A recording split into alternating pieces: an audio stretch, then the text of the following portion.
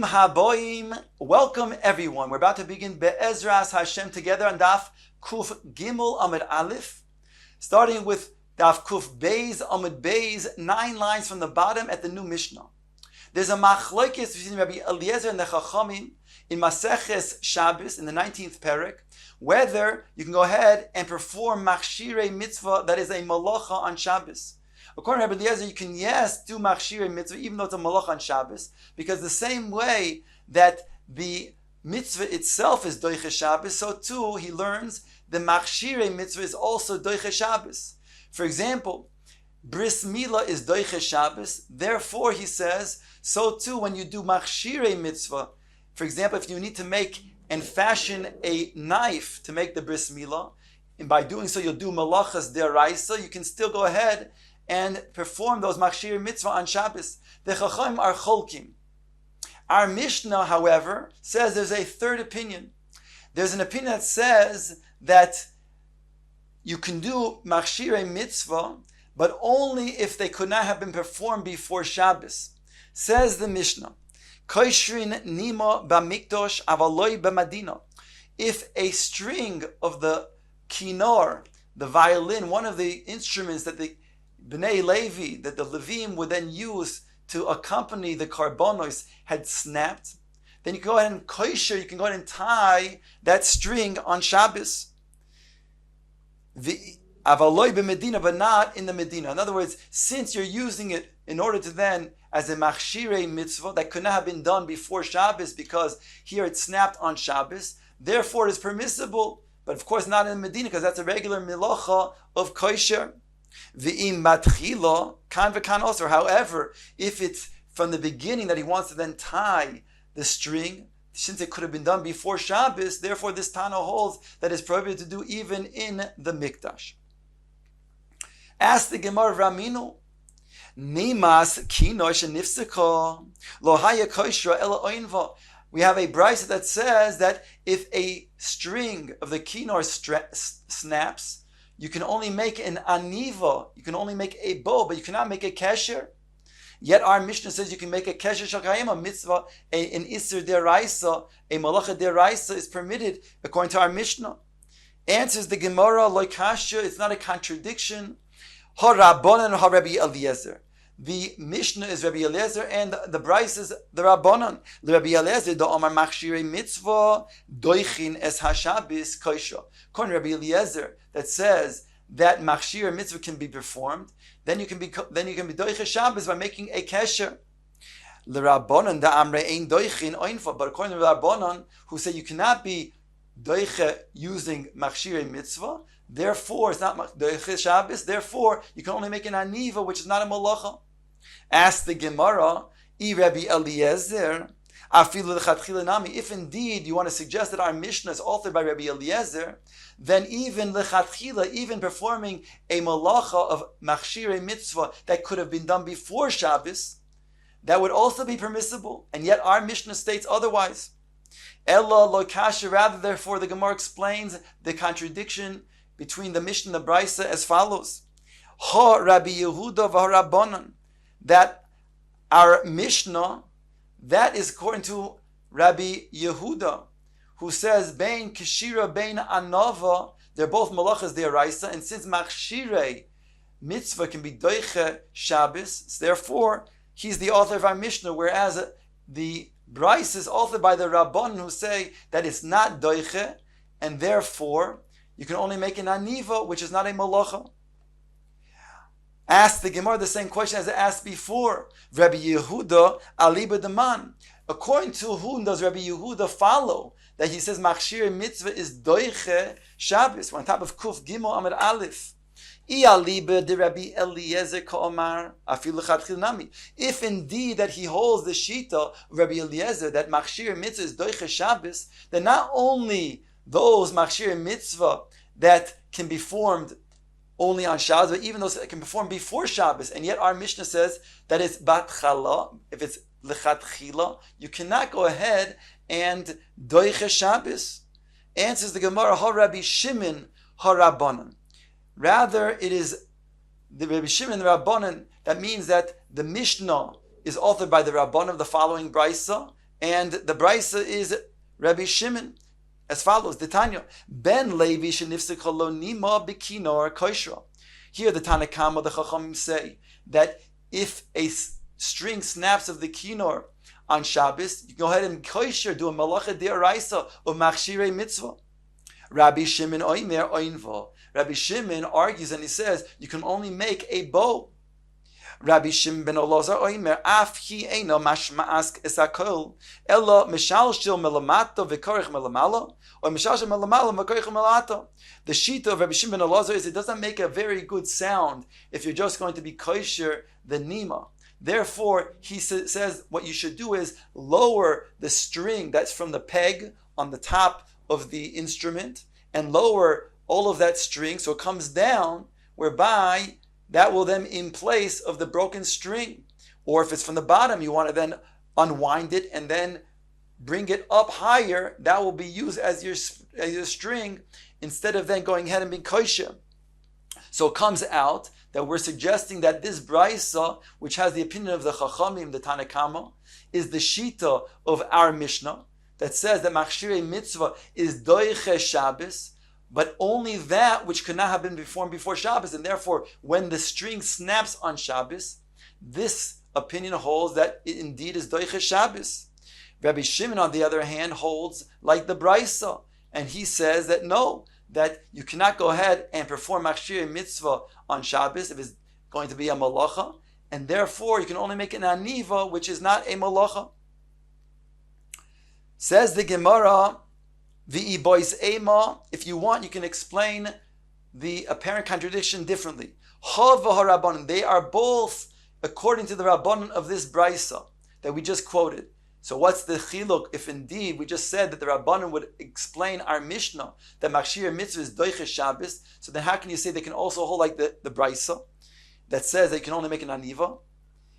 Below kasher kan be'emtza kan min hatzad. When the string snapped in the middle, then you have to be kosher, and that's what the Mishnah is talking about, because only then is it going to be satisfactory to then use as a kli that will have a proper sound.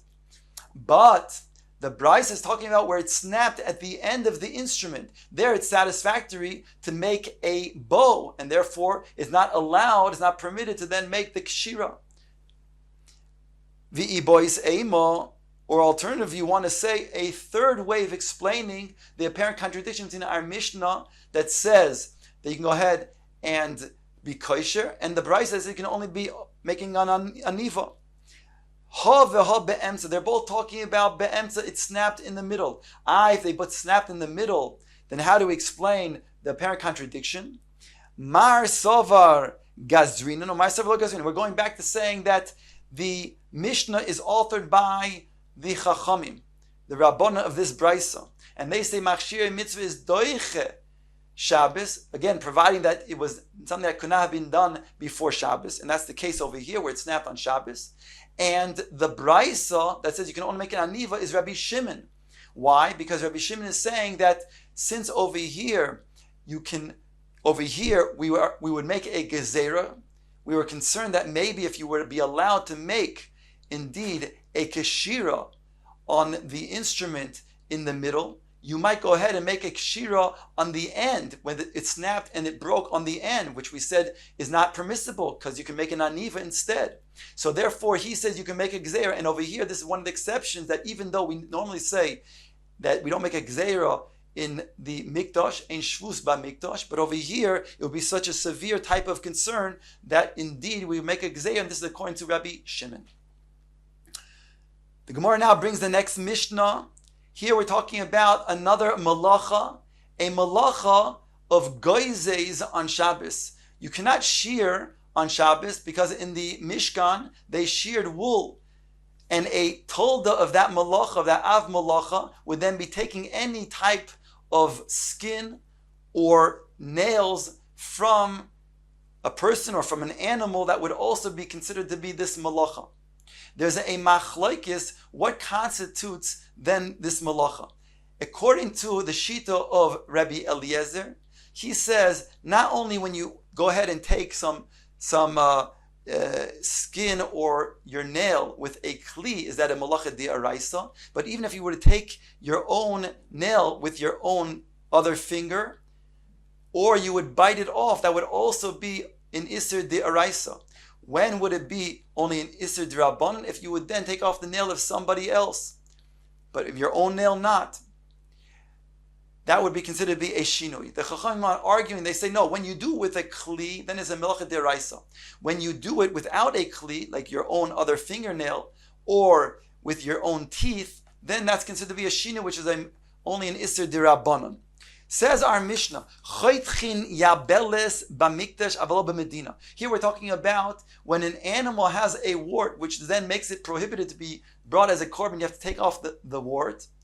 Then it states over here on Shabbos, you can go ahead and remove the wart, the yabeles, from the animal in the Beis HaMikdash, because over here, this would be considered a machshirei mitzvah, which is doiche Shabbos, avaloi b'medina, but not in the Medina, because that would not be a machshirei mitzvah. That would be considered to be a malacha d'oraisa of being goizes. V'im bekli kan v'kan oser. But if you would use a kli, then even over here in the mikdash it would be aser.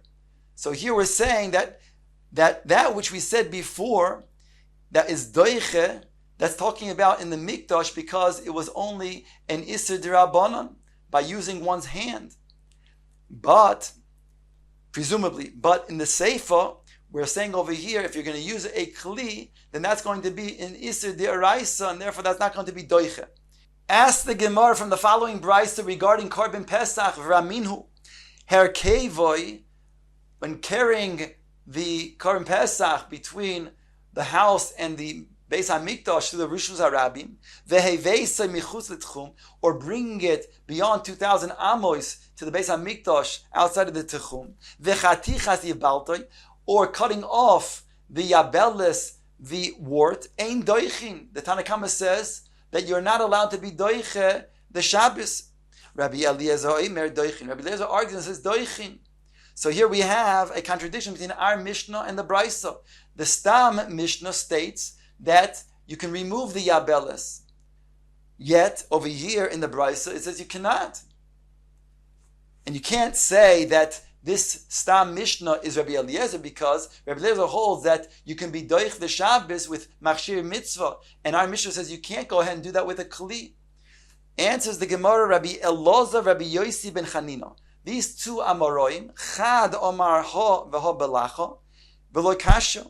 One of them learns that both the Mishnah and the Brisa are talking about a yabeles, a wart that is moist. And it's not a contradiction, kan biyad, kan bekli. Our Mishnah is talking about removing it with the yad. Therefore, it is mutter to remove the yabeles. The Brisa, they're talking about Korban Pesach, is talking about removing with a kli. And therefore, it's prohibited. The Chadamar, another one explains, ha v'ha biyad, both the Mishnah and the Brisa are talking about using a yad, removing the yabeles with your hand. V'lo kasha ha belacha ha b'yavesha. And it's not a contradiction. That which the Mishnah states that it's mutter to do so is talking about where it's dry. That which it says in the Brisa you cannot is talking about where it is moist. Ulamanda omar ha biyad ha b'kli. My time omar ha belacha ha b'yavesha. The one who holds that the explanation between the Mishnah and the Brisa is that the Mishnah is talking about the yad and the Brisa is talking about the kli. Why didn't he learn the other way? That the way to resolve the two is by saying that the Mishnah is talking about where it's dry, and the Brisa is talking about where it is wet, where it is moist.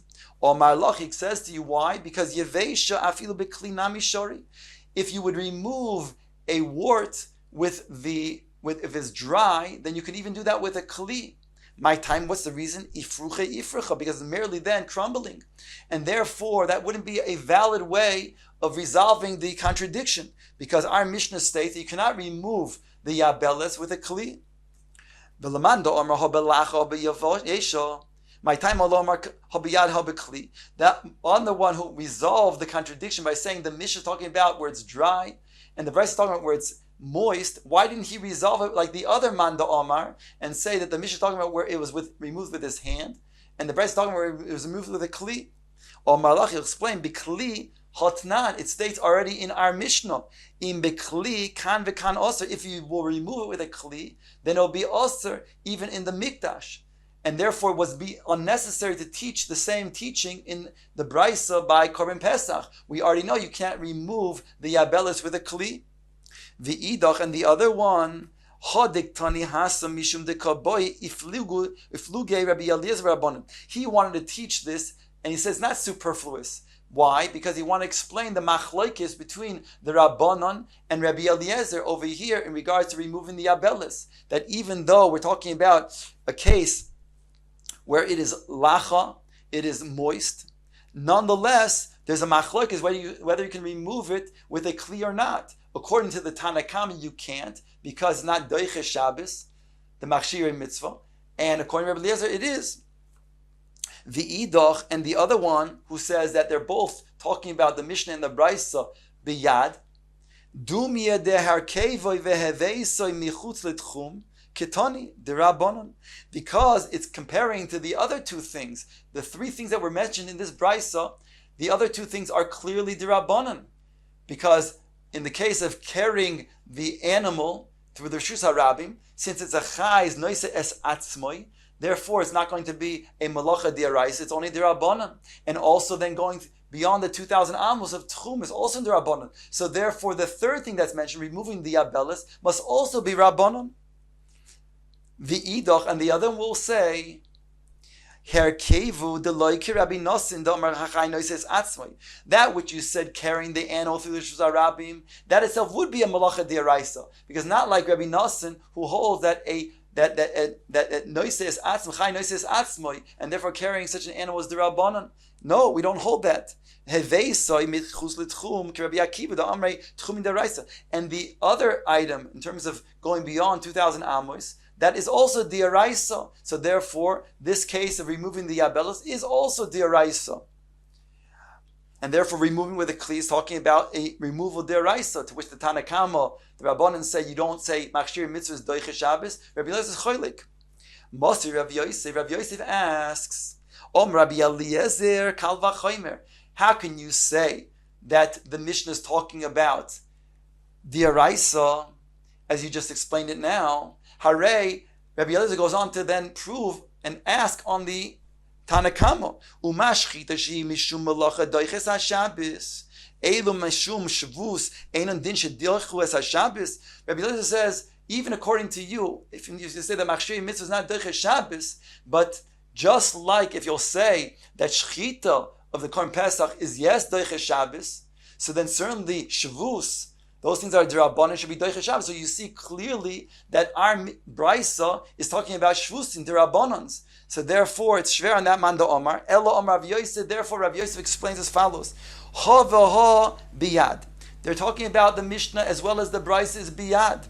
And by the way, we're also talking about bilacha, that we're indeed talking about a wart that is indeed moist. The shvus mikdash, the mikdash b'mikdash heitiru. Shvus the mikdash b'medina lo hitiru.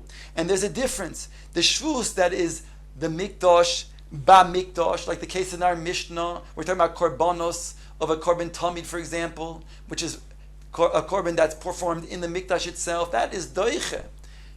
But that which we're talking about, which is outside the Beis HaMikdash, therefore the korban pesach, all of these things of removing the yabeles is outside the mikdash. That is done in a person's house when they're mevaker, when they do they analyze, they check the animal. That's done in the house, and therefore that's not doiche. Yossi Abai v'Kamar lo hoshmaitze. Abai was sitting and he said over what he just heard from his Rebbe Rav Yosef. This halacha. Eisvei Rav Safra la Abaye. Rav Safra challenged Abai to make this chiluk that Rav Yosef had just made. That when it comes to those things that are shvus, the mikdash, b'mikdash it's doiche, but those shvus, the mikdash that are not in the Beis HaMikdash, outside the Beis HaMikdash, are not doiche. Asks Rav Safra, Haya kare b'sefer ala iskupa. A person is reading a scroll on Shabbos, and he's standing on an iskupa, which is the entranceway to the house. And as he's standing on this threshold, so lo and behold, one one of the ends of the scroll gets dislodged and falls out of his hand and falls into the Rishus HaRabim nearby. And therefore, the sefer that gets unwound, he's able to then wind it to him. So even though it was now in the Rishus HaRabim, he's able to wind it back to where he's situated in the skupa. And seemingly he's standing in the skupa, which is Rishus HaYochid.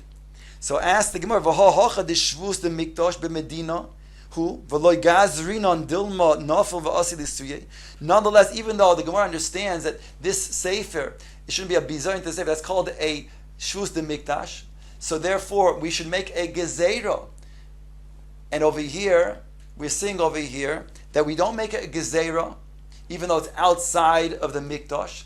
We don't say we're concerned that maybe they will ultimately fall out of his other hand and they'll be sitting in the Rishus HaRabim. He'll pick it up and then bring it back to Rishus HaYochid and be over a malacha diaraisa of hoitzah. That we don't say. Why don't we say that? It must be there's no distinction between a shvus that is the shvus the mikdash that is in the mikdash versus the shvus the mikdash that's not in the mikdash. Answers the Gemara, "V'lo kimna beskupa karmelis Rishus HaRabim oiveres lefanel." Didn't we make the conclusion over there when we explained this Gemara that we're talking about a scenario where the iskupa is a karmelis, and therefore since the iskupa is a karmelis, they didn't make a gezerah. There's no makim for shvus, because even if in the worst case scenario that indeed the scroll were to fall out of his other hand and go into the Rishus HaRabim, at worst he would have to pick it up from the Rishus HaRabim and bring it to the iskupa, which is a karmelis. So therefore, they didn't make a gezerah. There's no makom for shvus. Eisvei, but the Gemara asked another question on this distinction. It says over there in regards to then lowering down the korban pesach into the oven to then roast the korban pesach. You can do that even though it's going to be nightfall, even though it's going to be Shabbos. When it comes to other meats, we ensure that indeed it becomes completely roasted before Shabbos. Otherwise, it's prohibited, because maybe a person will stoke the flames. Yet when it comes to Korban Pesach, we're not worried about stoking the flames. Why not? Hare, when it is roasted, it's outside the Beis Hamikdash. It's roasted in his own house. So therefore, why don't we say there's a shvus here? It must be that even outside the Beis Hamikdash, we don't say that there's a concern. We don't say that we are goyzer shvus outside the mikdash. Ishtik. On that, Abaye was silent. He didn't know what to answer. Kiyosa lekamid Rav Yosef. When he came before his Rebbe Rav Yosef, Omar le, hochi Omar li Rav Safra. Then he repeated what Rav Safra just challenged him with in regards to Mishalshel, the Korban Pesach into the Tanur. He asked him, how can you do that? Hare, why don't you make a shvus?